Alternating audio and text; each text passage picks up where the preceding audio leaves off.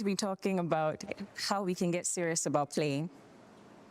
Whenever we think about play or playing, we usually tend to think of children or of childishness. The idea is that by the time we become adults, we dismiss play.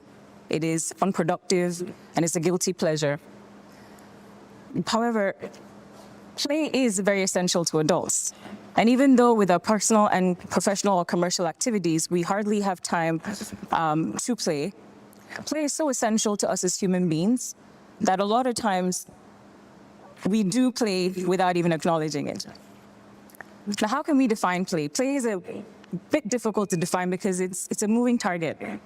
It's hardly a tangible thing. It is voluntary and enjoyable. It has to be voluntary and enjoyable for it to be considered play. Play can be defined as something that is done for its own experience. It is more the act than the outcome. It's more the experience than achieving any goal.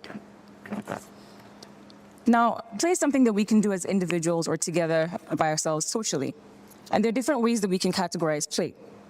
There's body play, which is any play that sort of requires significant movement of your body. So think of jumping or skipping. That's something that's called body play. Another example is object play. Any play that requires manipulating an object. So think of people that play with rubber bands or their pens. Those are examples of object play. A third category is creative play. This is any play that requires using your imagination. So storytelling, painting, drawing. These are all examples of play that fall under the category of creative. Now, the last category is ritual play. Now, I must make a disclaimer. I'm not saying go and play with witchcraft or your babala or your dibia. Ritual here is defined by anything that has a set action done in a prescribed order. So when we talk ritual play, we're thinking of usually games. So your what, your Scrabble, your chess. These are all examples of ritual play. Now, none of these are mutually exclusive. Any instance of play can cut across the different categories that we're seeing. So, for example, dancing is both creative play and body play. Your Scrabble or your Ludo is object play and ritual play. Sports is usually body play and ritual play. And while flirting is actually creative play and ritual play, because they are rules. If you don't know the rules, you're doing it wrong. Like I mentioned, play has to be voluntary for it to be considered as that. Let's compare, the fact that somebody is doing something that can be considered play doesn't necessarily mean that they are playing. And we can look at the example of an athlete versus somebody who enjoys running for the sake of it. Now, although an athlete may still enjoy playing, they have a responsibility to practice, to keep in shape, to keep fit. So when they are running, it is not solely because they want to, it's because of that responsibility. So that doesn't, when you see an athlete running, you cannot say that person is playing because of that fact. And I'm pretty sure we all had this experience where we planned on doing something and perhaps even looked forward to doing the thing. And then right before we did it, somebody tells us to do the exact same thing. And then suddenly we don't want to do it anymore, or we're not enjoying it as we're doing it. And that's because it's no longer voluntary. I mean, you can still volunteer to do it, but it's not the only reason why you're doing it. Another thing that I mentioned was that play has to be enjoyable, and that's something that's very subjective, because what's enjoyable to me might be torture to you. After all, there are people that enjoy working out and exercising, and some people it's torture unless I have to do it for a particular reason. So this, I'm hoping that gives you an idea of what we mean when we say play. And if I had asked you about an hour ago, if you had played as adults within the past 2 months, I'm sure the answer would have included a lot of no's. But given what we know now, I'm hoping that the answer will change to yes. And that goes to show what I said earlier about the fact that it is so important to us. The fact that we dismiss it as something that adults should not do or do not do does not mean that we don't do it because of how important it is to us as human beings. Thank you. So I'll talk about some of the benefits that it gives us as individuals. Now, on the very basic level, play is stress relief. Play does help us release endorphins, which is the body's natural feel-good chemical, and that can usually temporarily relieve pain. Another thing that pain does, it improves our brain functions, especially creative and ritual play. And it also triggers the release of BDNF, which is a secretion in our body that enables the growth of brain cells. Lastly, for individuals, play helps to boost and improve our creativity. As human beings, and this can extend sometimes to primates, we learn better when we are in a relaxed mood, in a playful mood, and it's fun. So playing helps us improve our creativity and improve our problem-solving skills. As a community, play helps to improve our relationship with others because playing fosters empathy, trust, compassion, which is all important in maintaining meaningful relationship with other people in our society. Play also helps us improve our social skills because while we play, we do use verbal communication, we learn about boundaries, we learn cooperation, and even conflict resolution. And these are actually all important leadership skills. I have mentioned that play is useful for maintaining our mental health. However, play is also being used in healing and therapy sessions because play has been found to heal emotional and mental wounds. Matter of fact, in a study that looked at the role of play in over 6,000 case studies across childhood and adulthood, the lack of play actually was found to be an important factor in predicting criminal behavior in Texas. So I've talked about these many benefits of play, and that lets you know how important it is to us. And people that have been hip to this early enough have started harnessing the power of play in more serious situations, like social impact. So I'll talk about a couple of examples just to bring it home. And I'll start with something that I hope is familiar to everybody in this room, which is Tetris, or block game. Now, Tetris was designed in Russia in 1984, and it's basically a strategic tile matching game where irregular polygons fall from the top of the screen, and you have to arrange it into horizontal lines. And the more horizontal lines you get, the more they disappear, which makes more room for more falling polygons. Simple enough. And from our categories, if you remember, from the categories, this is considered ritual play and, of course, virtual object play, because object play doesn't necessarily have to be a physical thing.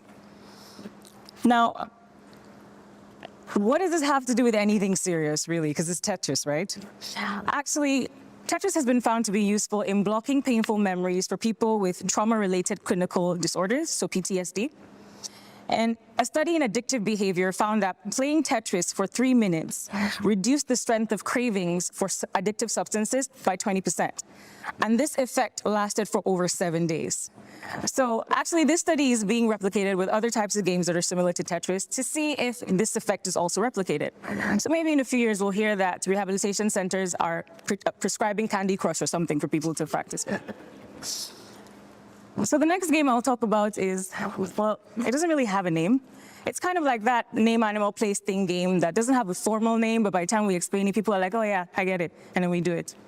So for the sake of this talk today, I will name it the Long Throats game because it's about food. And for those that don't know, Long Throats is kind of like a milder green that has to do with food. So the Long Throats game, like name, animal, place, or thing, we don't know who designed it, and we have no idea where it came from and when it was. But one of the reasons why my team and I love this game is because it's a free-form game. And by free-form, we mean it doesn't have a set object to use. You can use real food if you're brave. You can cut out pictures of food. You can draw your own food, or you can use your children's plastic food for it. So the object of the game is that the players are at a buffet, and one of the players is the server. And basically, every player goes to the server and requests for the food, asks for food that's on the buffet for it to be served. And whoever has the highest number of correct orders wins. However, you can only use body language. So imagine trying to say you want amala or balongu with body language. And another version of this game actually throws in non-food items onto the table so that the server now has to understand what context your request is coming from. So because this game covers facial expressions, eye contact, body language, and even gestures, it has translated really, really well as a tool to teach consent, which is a huge factor in sexual assault cases. So this game not only demonstrates how hard it is to understand nonverbal consent, which is something that we do, but it also shows that verbal consent is the clearest, easiest way to know what somebody's asking for. This game also provides an opportunity for people to learn how to accurately interpret nonverbal contextual information. So this is a game that, again, was designed, we don't know who, we can't give credit to, but it falls under the category of all four. So it's body play, it's creative play, it's ritual play, and it's object play. The third game I'll talk about is Settlers of Catan, or Catan. So this was designed in Germany. I can't remember the year. But it's basically a strategy board game where players have literally settled in this new land and they're trying to build a life by gaining resources and building roads and houses, which in turn makes more resources and they can build a settlement. And the bigger your settlement, the more victory points that you have. So in 95, the game was actually released in 95, and since then they have been releasing expansion packs that add different elements to the game. So basically they added there's one that they added that included sea travel and all the resources that come in the sea. They added knights and cities where you can attack other settlements to take their resources or even defend your settlement from attack. But the one we'll be talking about is one expansion pack that's called Oil Springs. So Oil Springs introduced oil as a resource into the settlement. And you can use oil to create more resources. However, the more oil you use, the higher the chances of disaster happening to your settlement or settlements around you. So you can see how that translates to our current environmental crisis. Catan has actually been used to simulate individual impact and resource distribution challenges that we have in the world right now. Matter of fact, at the Goethe Institute in Washington, D.C. in 2011, over 60 people gathered to play Catan as a way to highlight the challenges that usually come up when there are negotiations around climate discussion. Now, the last game I'll talk about is called Jaras Journey. Jaras Journey is a fantasy adventure mobile game. And the player is navigating the land of Izura that has been invaded by these monsters that were sent by the evil council to steal a precious artifact. So you have to team up and recruit with villagers from different parts of this land to try and save your kingdom. You learn new skills and new information about the land as you try to defeat the enemy. Now, players of this game have actually been able to draw a direct link from the narrative of the game to the real-world security concerns that we have here in Nigeria. So kidnapping, banditry, insurgency, and how critical, reliable information is in these situations. And they've also been able to highlight the emphasis on working together as a team to achieve success, no matter where you come from. So this game is actually being used as a tool to better equip citizens to participate in their democracy. And I have a small confession. This game was actually designed by my team and I in Abuja. So I would hate for you to leave today thinking that for playing to have any sort of value, it needs to have social impact. That's not true. Remember that we said play has to be voluntary and enjoyable. So we do need games that are out there strictly for recreation purposes. We do need playing to be out there strictly for recreation. And if it so happens to also have additional societal impact, then that's a bonus for us. And I also want to demystify something. Half of the games that we looked at today did not require coding. So you don't need to be tech-oriented or know how to code in order to design play or design games. Given all that we've seen today, whether it's from the lens of social, cultural, humanitarian, or even developmental perspectives, if we are really to draw out the benefits of play, I would like for us to consider more informal tools and methods while we discuss the pressing social issues that afflict Borno State or even Nigeria as a whole. And like play, I believe we'll bounce back. Thank you.